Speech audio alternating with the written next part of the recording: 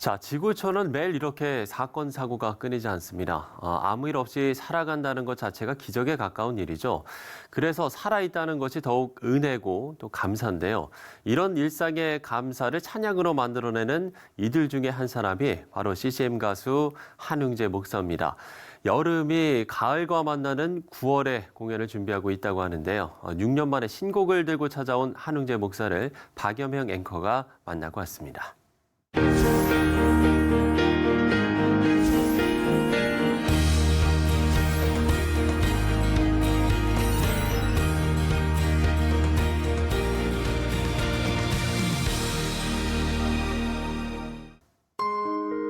TV 인터뷰는 거의 20년 만인 것 같다고 했습니다.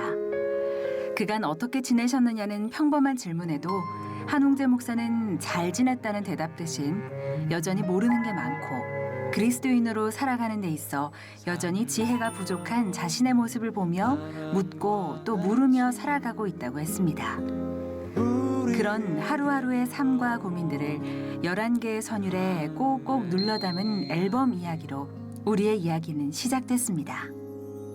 정규 음반이 마지막 음반이 2013년도에 나왔거든요. 그리고 6년이라는 세월이 흘렀죠.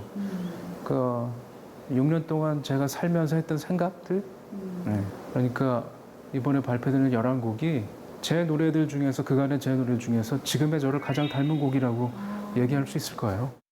그래서 이번에도 마찬가지로 타이틀곡은 없어요. 주제는 오늘 은혜라는 주제입니다. 오늘 네, 은혜. 네.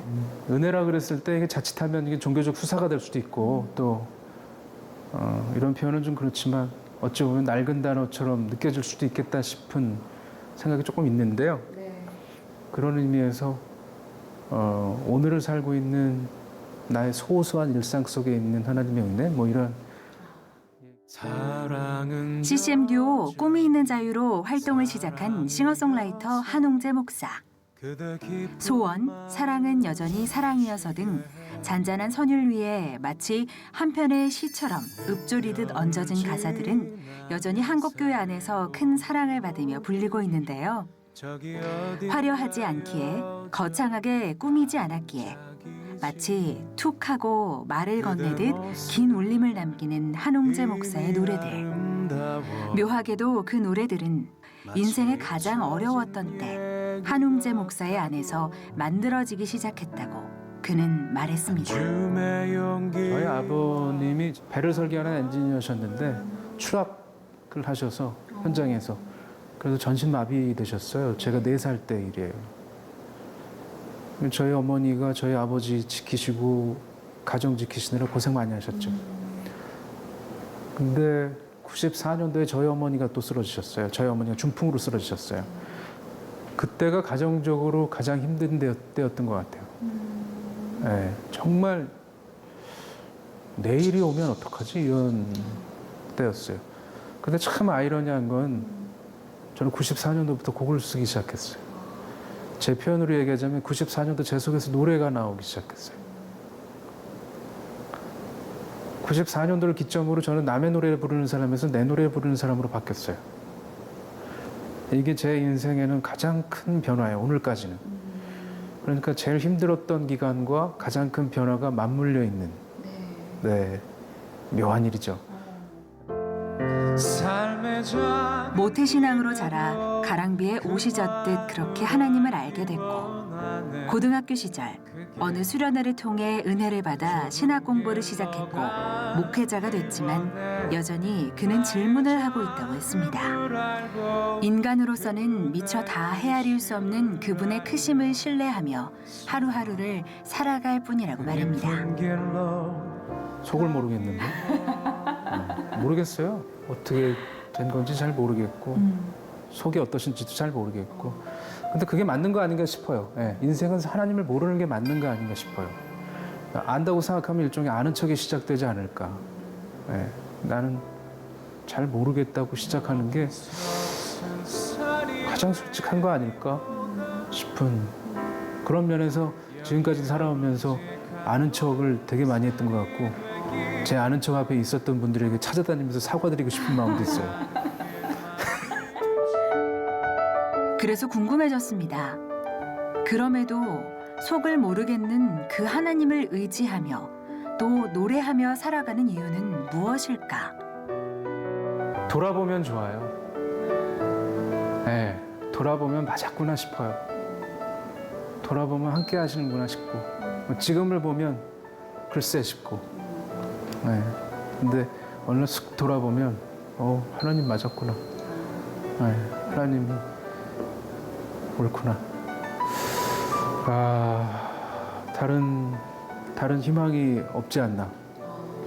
여전히 모르겠는 거 많고 질문이 많지만 그래도 지금까지의 삶을 이렇게 종합해 보면 그 안에서 답을 찾고 그 안에서 길을 찾는 게 맞는 것 같아요. 그의 노랫말만큼이나 잔잔하고 진솔했던 한홍재 목사의 이야기들. 어쩌면 그것은 그의 노래도 그의 이야기도 조금의 더함이나 뺨이 없이 살아가는 모습 그대로를 담고 있기에 그럴지도 모릅니다. 저 높이 솟은 산이 되기보다 여기 오름직한 동산이 되고 싶다는 소원의 가사처럼 한홍재 목사는 꿈을 묻는 질문에도 덤덤하게 답했습니다. 어느 나이에 도착하면 그 나이에 도착해야 그게 살결처럼 느껴지는 단어들이 있더라고. 예를 들자면 2년 전에 저희 아버님 소천하셨거든요. 저는 나이 48에 처음으로 아버지를 잃어본 거죠. 전에 그 부모를 잃는다는 거, 이거는 알고는 있었지만 책에서 보는 것처럼 알았다면 이제는 진짜 내가 아버지의 영정 앞에 서 있어 보는 거죠. 이렇게 그 나이에 도착해야 알 수 있는 이야기들이 있다고 생각해요. 그런 이야기들을 음식으로 따지자면 최대한 조미료를 덜 섞고 곡으로 만들고 싶어요. 할 수 있을 때까지는 하고 싶어요. 마음 같아서는 70대, 80대도 곡 쓰고 싶어요. 될라나?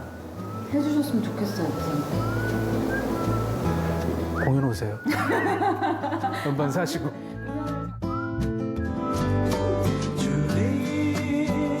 하나님께서 우리 인생에 주신 선물 중에 가장 귀한 것이 음악인 것 같다고 이야기하는 한홍재 목사. 인생의 가장 화려한 순간에도 결코 자만하지 않으며 가장 고통스러운 순간에도 결코 낙담하지 않을 수 있는 평안의 이유는 평안이란 상황이 만들어내는 것이 아니라 각자의 마음속에 결심과 시선이 만들어내는 것이기 때문이라고 한홍재 목사는 말했습니다.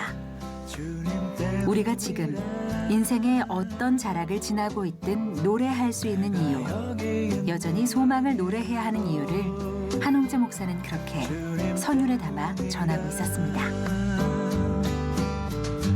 내가 살아가는